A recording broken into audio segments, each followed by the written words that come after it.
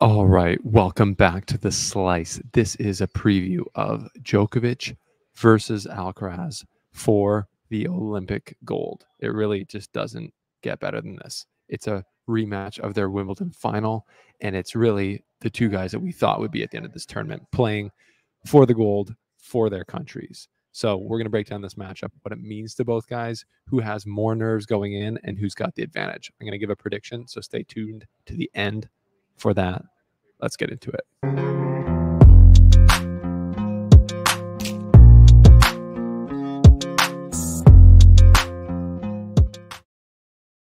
Okay, so we've got it set.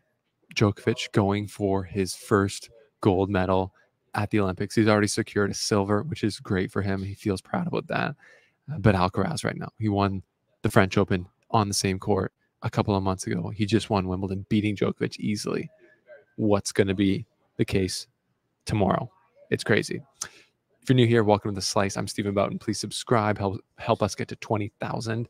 And if you're wondering why I didn't have this out earlier, you're probably like, where's the preview, Stephen? Where's the prediction? Well, I'm in Montreal right now. I traveled all day yesterday, took a red eye last night.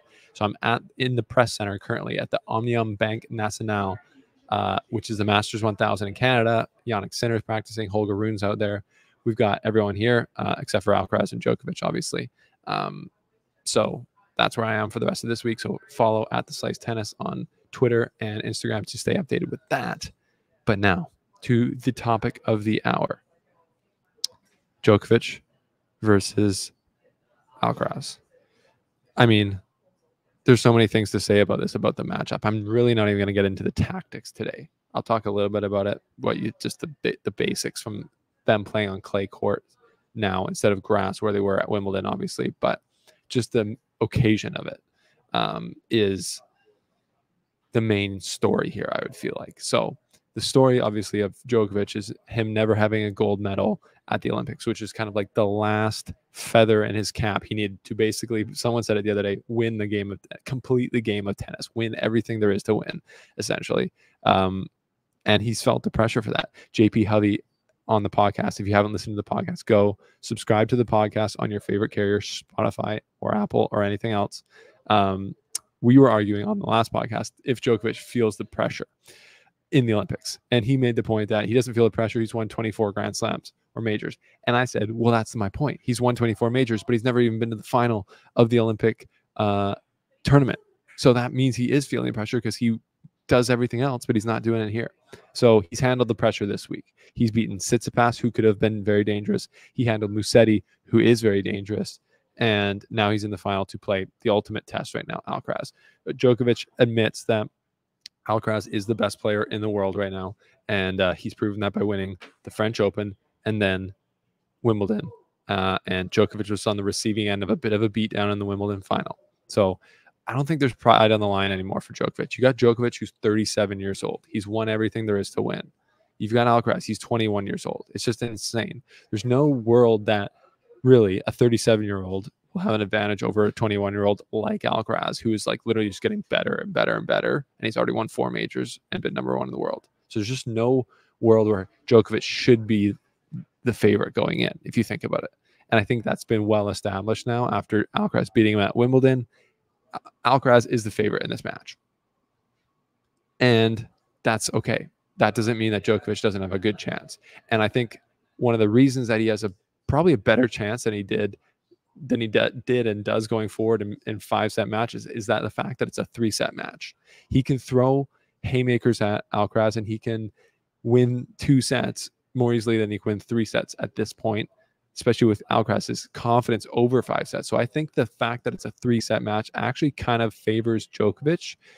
Djokovic has come out hot against Sinner and Alcaraz in other tournaments, kind of blitzing them with big hitting and gotten a first set. And then if you get the first set, you're halfway there. So it's going to be really interesting to see what type of tennis Djokovic comes out of the gate playing. He was playing quite big from the baseline against Musetti, and that seemed to push Musetti back and get him off kilter. Can he do that against Alcaraz? It's always a risk. You have to take risks to play bigger, and then if there's anyone who can handle big pace and handle baseline power, that's Alcaraz. And who can give it back? That's Alcaraz. He can play bigger from the baseline, heavier from the baseline than Djokovic can. Maybe not bigger. I think through the court, Djokovic can still hit as big as Alcaraz, but with the heaviness of the ball, especially on the forehand, Alcaraz has got that. And physically moving, Alcaraz is the better mover at this stage of their career. That's not a surprise. So, yeah, 3 sets. Djokovic is going to have to come out and play good tennis from the start. He cannot let Alcaraz just sit on the baseline and do this, just pound forehands and decide if he wants to do that or drop shot it, and then Djokovic has to react. What Djokovic needs to do is get Alcaraz moving, keep him guessing, push him back, and then drop it short, and then just execute on a variety game plan where Djokovic is taking the reins. I think that's what he's going to try and do. Think back to Madrid 2022. That's what he did there. Tried to do it, didn't work, but he's done that. He played big. He's played big, and he tries to do that against guys who can hurt him. And I think we're going to see that tomorrow from him.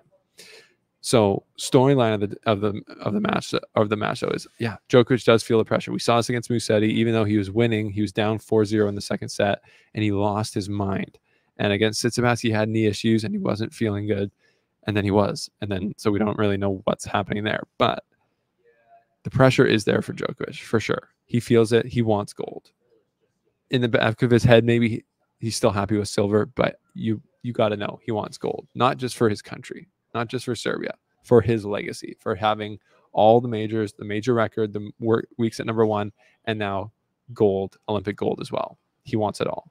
So is that going to play a factor tomorrow? I think Alcaraz knows there's like no chance he's not going to win a gold medal in his career going forward. This is his first Olympics, and he's got so much ahead of him. I don't think he's going to be feeling the same pressure as Djokovic. But if you go back to Cincinnati last year, Cincinnati 2023, the 3-set match they played there, it was very high level, it was tight, and Alcaraz got tight at certain points and kind of gave it to Djokovic a little bit in some moments there. Has he learned from that? I mean, he didn't show any nerves in the Wimbledon final, even when he got broken trying to serve it out or wasn't able to captivate on the first match points. So, yeah, I think Alcaraz is a different player now, even from Cincinnati last year. I think his confidence is through the roof, and I think he has more game than Djokovic right now. So I'm predicting Alcaraz in 3 sets tomorrow. I think he's just got too much sauce still. On the clay, he's happy to be on the clay. Clay or grass doesn't matter to him. And that's my prediction. Alcaraz in 3, but obviously Djokovic can do it. I think the 3-set format is going to be a huge help for him if he is able to do it.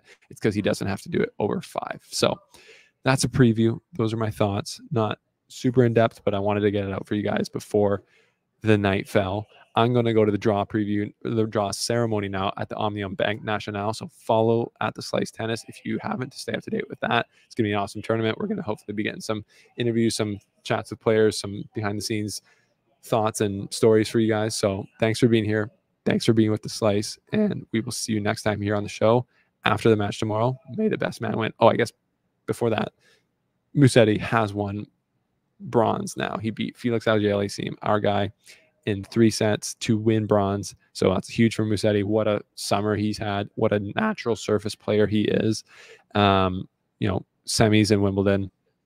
And now gets a bronze in the Olympics. That's awesome for him. Felix Auger-Aliassime, disappointing for him for sure, but great singles tournament. Great singles tournament. He comes through Casper Ruud, he comes through Daniil Medvedev, and he plays a really, he loses, gets chopped up by Alcaraz. Who can blame him? And he has a really close one with Musetti, missing out on bronze, but he got a bronze in the mixed doubles. So he's coming home with hardware. Anyways, that's the Slice. Thanks for being here. We'll see you guys next time on the show.